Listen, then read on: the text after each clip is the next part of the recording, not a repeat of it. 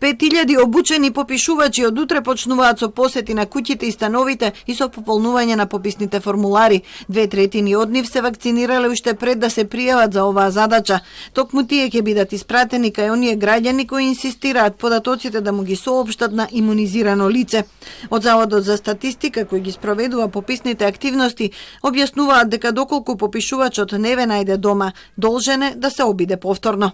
Ако се случи да најдат на некој да нема, никој да нема дома во домаќинство, да ќе дојдат по 2 пати, по 3 пати, по 10 пати ако е тоа потребно.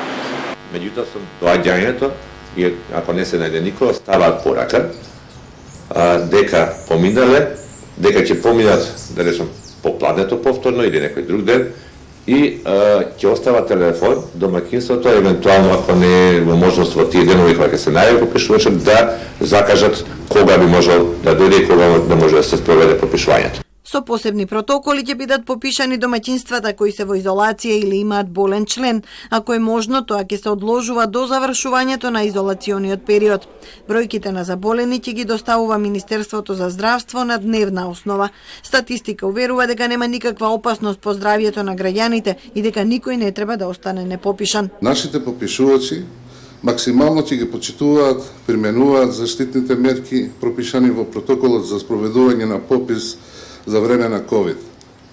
Но воедно апелираме и до граѓаните. И тие да ги почитуваат пропишаните мерки за сите ние, да се чувствуваме безбедно во текот на овој битен процес. Не постои никаква шанса за ширење на заразата со вакви протоколи создадени од нашите најдобри лекари.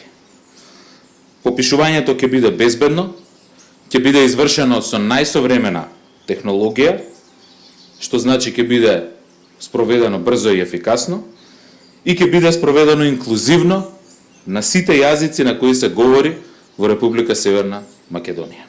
И Заводот за статистика и Министерството за правда тврдат дека се е подготвено. Се уште не е утврден бројот на административци кои ќе помагаат во пописните реони во кои бројот на попишувачи е недоволен. Пописот ќе трае до крајот на септември. За прв пат ќе се користат електронски формулари, а внесувањето на матичниот број на граѓанинот ќе отвори бази на податоци за вработување, имотна состојба, здравствено и пензиско осигурување и друго. Првите резултати се очекуваат во јануари. Пописот како најголема статистичка операција се спроведува по 19,5 години. Лани беше одложен заради изборите, а во април годинава заради пандемијата.